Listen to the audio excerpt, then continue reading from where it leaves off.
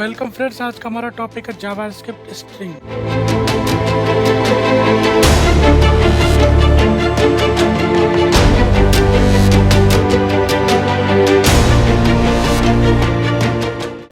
हम दो टाइप से स्ट्रिंग को डिफाइन कर सकते हैं।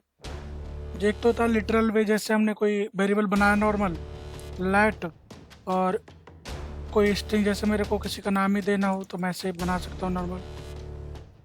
ठीक है, एक स्ट्रिंग मैंने ये बना दी, ये भी स्ट्रिंग है। ऐसा मत समझिए कि इसमें थोड़ा छोटा नाम ही लिख सकते हैं। ठीक है, मैं इसको ऐसे भी बना सकता हूँ लेट डिटेल्स के नाम से, और खूब बड़ा सा स्ट्रिंग है इसमें, ये वाला स्ट्रिंग पूरा।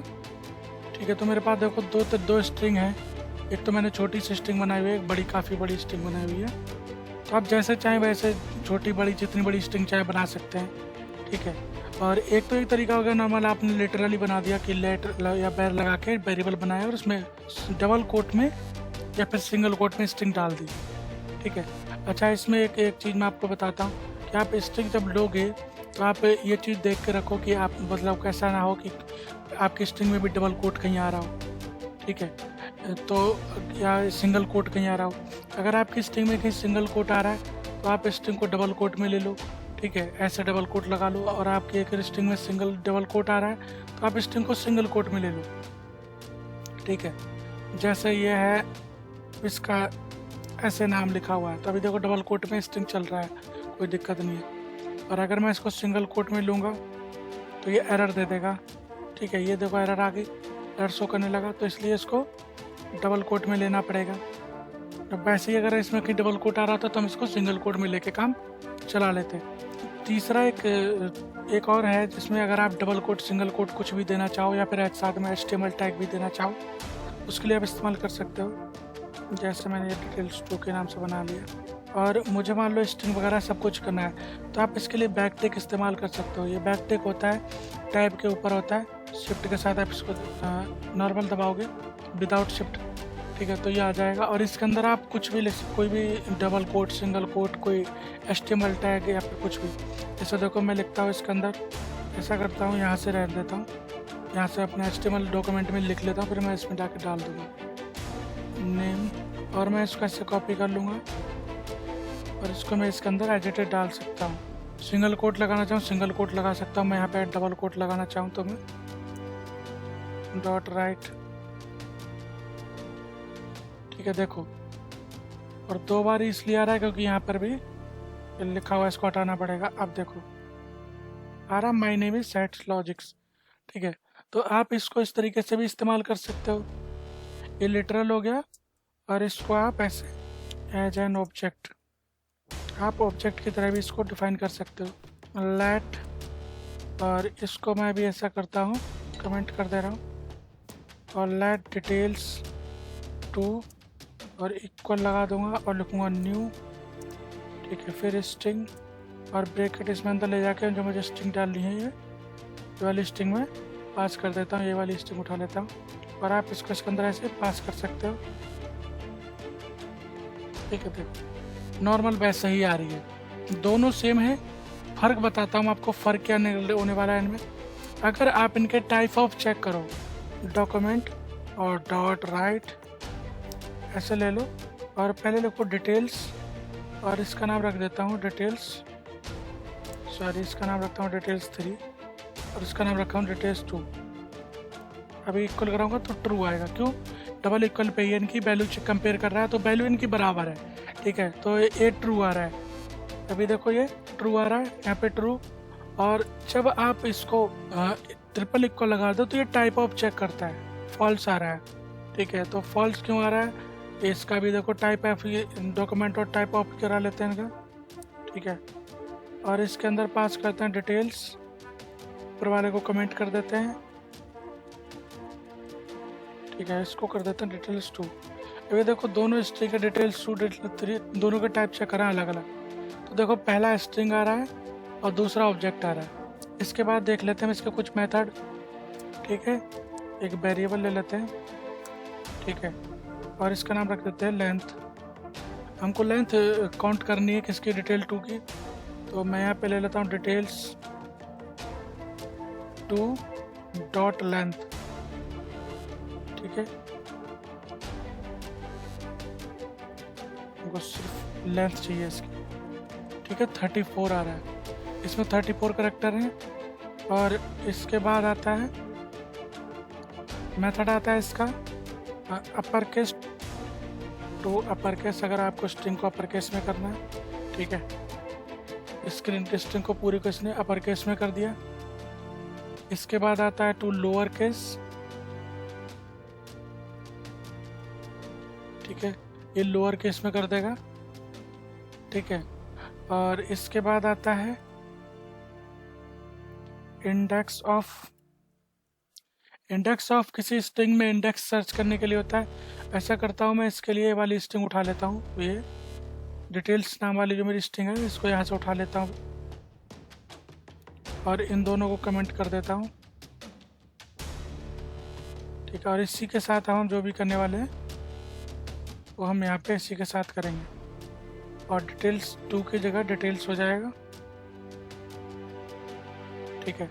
तो इंडेक्स ऑफ किसका इंडेक्स देखना है हमको, यहाँ पे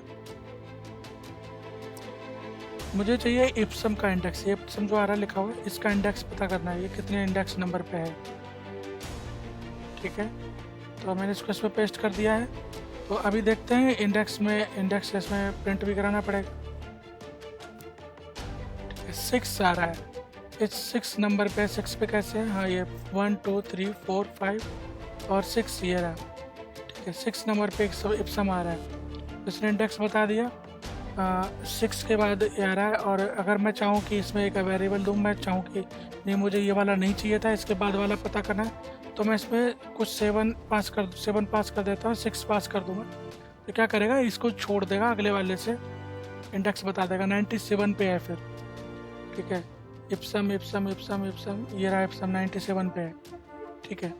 और इसके बाद मैं बोलूँ कि नहीं 97 भी हटा दो, मैं डाल देता हूँ 98।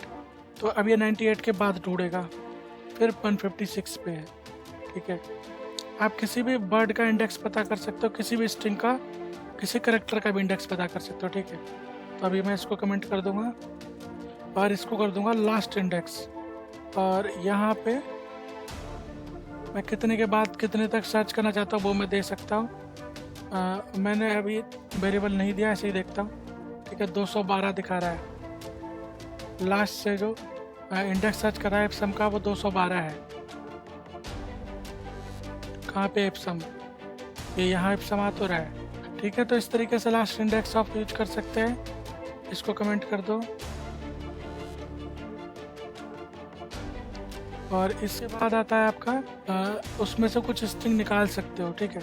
स्लाइस पार्ट ऑफ स्ट्रिंग, तो ये स्ट्रिंग का पार्ट है छोटा सा, मैं निकालना चाह रहा हूँ, तो मैं कैसे निकालूंगा, ठीक है। और स्लाइस में मैं इसको बता दूंगा कि मुझे कितना स्लाइस चाहिए। 6 डाला है मैंने, देखो क्या आएगा। और यहाँ पे डाल देता हूँ part of index, part of string, ठीक है।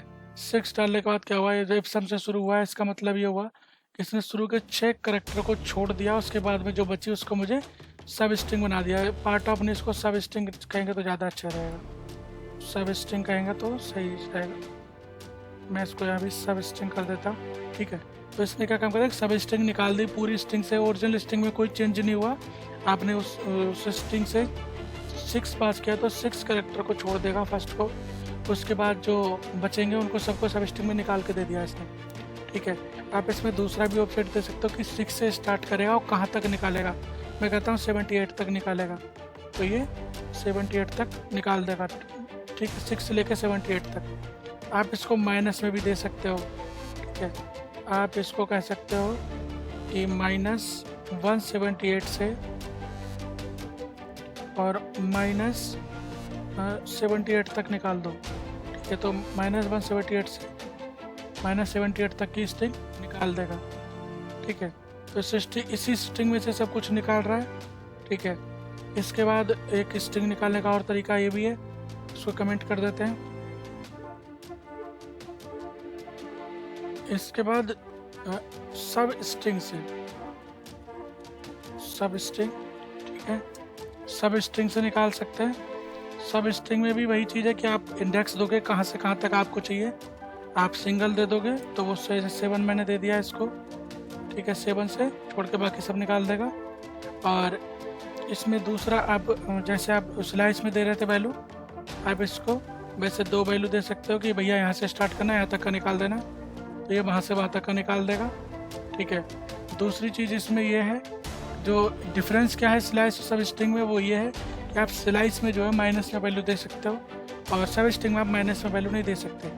ठीक है, तो इसमें आप माइनस में वैल्यू, ठीक है, तो नेगेटिव नंबर में ये नेगेटिव नंबर जो है नहीं लेगा। और ये जो है एक्सेप्ट नेगेटिव नंबर। ठीक है, तो ये नेगेटिव नंबर लेता है और ये नेगेटिव नंबर ले लेता है, लेकिन काम दोनों सेम करते हैं। ठीक है, स्लाइस भी वही काम करता है और सब स्ट्रिंग भी वही काम करता है। ठीक है, और इसके अलावा एक और होता है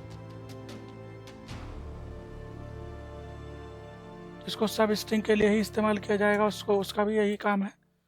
ठीक है, उसमें क्या है, उसमें आप सब स्ट्रिंग की जगह जो सब स्ट्रिंग लिख रहे हैं यहाँ पे आएगा सब STR, बस इतना छोटा सा। ठीक है, और इसमें क्या है, इसमें आप जो अभी आप इंडेक्स दे रहे थे ये कि यहाँ से लेके यहाँ तक का निकालो, उसमें ये नहीं बोलेगा वो।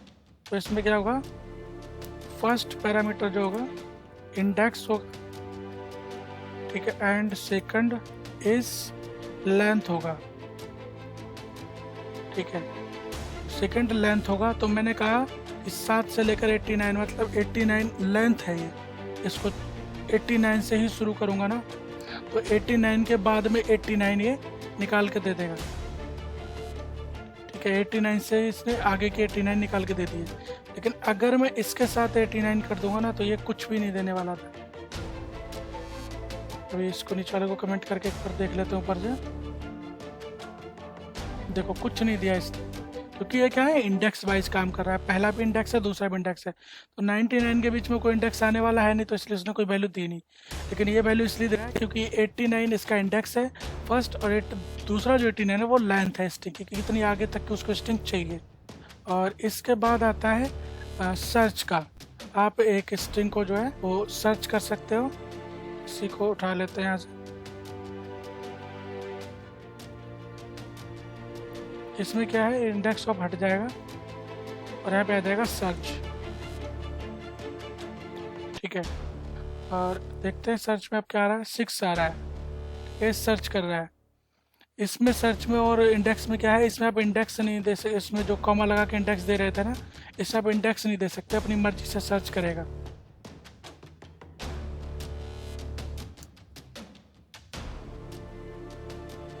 ठीक है, ये विदाउट इंडेक्स का सर्च करेगा और इसको कमेंट कर देते हैं अभी। इसके बाद एक होता है रिप्लेस का, और रिप्लेस में क्या है, सर्च रिप्लेस स्ट्रिंग। कैसे करेंगे, अभी देखो मुझे इप्सम को सर यहाँ पे रिप्लेस कर देता हूँ, न्यू स्ट्रिंग आएगी इसमें। ठीक है, और इसमें भी न्यू।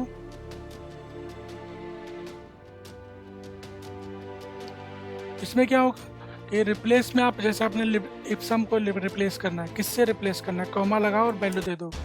मुझे करना है जारा से, मैं जारा लिख देता हूँ, तो अब जहाँ भी इप्सम होगा वहाँ पे जारा आना चाहिए। ठीक है, तो देखते हैं,